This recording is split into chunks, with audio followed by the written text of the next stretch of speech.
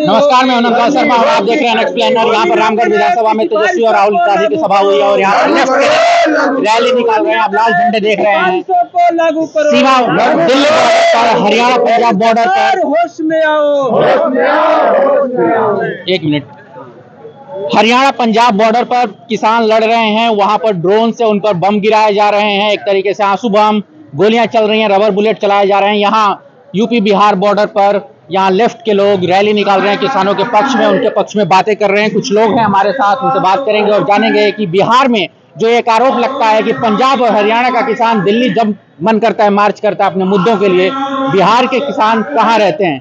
बिहार से और दिल्ली में बहुत अंतर है, काफी किलोमीटर की दूरी है। लेकिन कुछ लोग हमें मिले हैं जो एमएसपी के मुद्दे पर प्रदर्शन कर रहे हैं, तो उनसे सुनेंगे वो क्या कह रहे हैं। सर, एमएसपी ही नहीं, अभी जो दिल्ली बॉर्डर पर किसानों का जो आंदोलन के समर्थन में भी, और जो किसानों के साथ नरेंद्र मोदी ने जो समझौता किया था, आपको याद होगा, आंदोलन के बाद उस समझौते को लागू नहीं करने के खिलाफ नरेंद्र मोदी सरकार को किसान इस बार सबक सिखाएंगे। इस सवाल को लेकर के आज भारत बंद है। तमाम किसान संगठनों के द्वारा, मजदूर संगठनों के द्वारा यह आंदोलन है, उसके तहत हम लोग कार्रवाई करेंगे। अभी तक बंद कितना किसान नेता हैं, अभी तक जो बंद रहा है ग्रामीण इलाके में, ग्रामीण भारत में, इधर के एरिया में कितना सफल रहा है? काम बंद है। पूरा देश जो है आज ग्रामीण भारत बंद के तहत बंद है। मजदूर हैं, किसान हैं, उसमें बेरोजगार नौजवान भी हैं। सरकार ने वादा किया था, जब देश के अंदर 3 काला कानून लाया था और 13 महीना जो दिल्ली के चारों तरफ बॉर्डरों पर किसान धरने पर बैठे थे, शांतिपूर्वक धरना कर रहे थे, जबकि केंद्र सरकार नरेंद्र मोदी की सरकार ने उनको पाकिस्तानी कहा, खालिस्तानी कहा, मवाली कहा, बवाली कहा, फिर भी किसान धैर्य के साथ धरना देते रहे और अपनी मांगों पर अडिग रहे। उन्होंने कहा कि जान दे देंगे लेकिन जमीन नहीं देंगे। और अंत में जब उत्तर प्रदेश में चुनाव होती है, तब एक केंद्र की सरकार ये जानती है कि किसान हमारे खिलाफ है और हम चुनाव हार जाएंगे, तब नरेंद्र मोदी देश की जनता से, किसानों से माफी मांगते हैं कि हमारे तपस्या में कोई कमी रह गई, जिस कमी के चलते मैं किसानों की बात नहीं समझा पाया। और उस समय जब एग्रीमेंट हुआ, समझौता हुआ, उस समय केंद्र की नरेंद्र मोदी की सरकार ने, स्वयं नरेंद्र मोदी ने आश्वासन दिया था, वादा किया था कि जो किसानों की एमएसपी मांग है, न्यूनतम समर्थन मूल्य जो मांग है, उस मांग को मैं लागू करूंगा। हमारा कहना है कि जब फैक्ट्रियों में वस्तु का निर्माण किया जाता है, उसका एमआरपी कंपनी का मालिक तय करता है और किसानों के खेतों में जो उपज होती है उसका सरकार तय करता है, नरेंद्र मोदी तय करते हैं, केंद्र सरकार तय करता है। तो हमारा कहना है, नरेंद्र मोदी, तुम इस तरह का दोगला नीति और दोगले वार्ता क्यों कर रहे हो, दोगली सिद्धांत क्यों चला रहे हो?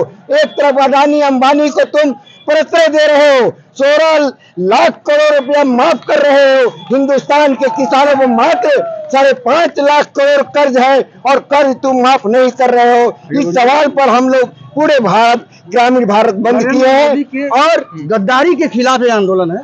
जो किसानों के साथ उन्होंने समझौता किया गद्दारी के, उसको लेकर के अभी हम मार्च निकालेंगे। क्या आपको लग रहा है कि एमएसपी लागू कर सके? एमएसपी नरेंद्र मोदी के जहन में लागू करने के लिए नरेंद्र मोदी को सिखा देगी। इस बार किसानों का आंदोलन जनता सिखा देगी। क्या ये जो टाइमिंग चुनी गई है लोकसभा चुनाव के पहले, क्या ये नरेंद्र मोदी को सियासत से जुड़ा नहीं है? ये आंदोलन तो बहुत पहले शुरू हुआ था, आज ये आंदोलन थोड़ा हुआ है। एक बात मैं कहना चाहता हूँ कि जिस तरह से नरेंद्र मोदी किसानों के दिल्ली में प्रवेश नहीं करने दे रहा है, आने वाले लोकसभा चुनाव में हिंदुस्तान के किसान नरेंद्र मोदी के और भाजपा को, एनडीए को गांव में नहीं ढूंढने देंगे। ये किसान अखिल भारतीय संयुक्त किसान मोर्चा ने तय कर चुका है कि तुमको भी गांव में प्रवेश नहीं करने दिया जाएगा। एक जो मुद्दा है ये किसानों का, इसके साथ वो निकल जाएंगे। एक मुद्दा किसानों का ये भी है कि लखीमपुर कांड में अभी तक न्याय नहीं हुआ। उस सवाल पर भी हमारी लड़ाई है। हम मांग किए हैं कि अजय टेनी को बर्खास्त करो, उसके बेटे को स्पेशली ट्रायल चलाकर उसको आजीवन कारावास की सजा सुनाओ और किसानों को, जो किसान पर मुकदमा हुआ है, उन किसानों के ऊपर से मुकदमा वापस लो और उस आंदोलन में जो 750 किसान मारे गए हैं, 750 किसान मारे गए हैं, उनको जो है तो मुआवजा दो और शहीद का दर्जा दो। आखिरी सवाल ये है कि राकेश टिकैत अभी तक नहीं आए, आप लोग क्या कहेंगे? राकेश टिकैत नहीं आए हैं, वो भी आएंगे, क्योंकि हिंदुस्तान के संयुक्त किसान मोर्चे के लोग सभी लोग उसमें शामिल होंगे और हमारा मानना है कि राकेश टिकैत भी इस आंदोलन में उतरेंगे। गुरनाम सिंह सडूनी एक है, तमाम सारे संगठन एकजुट इस बार नहीं, ऐसा क्यों हुआ? सुनिए, सभी लोग एकजुट होंगे, समय आने दीजिए। धन्यवाद।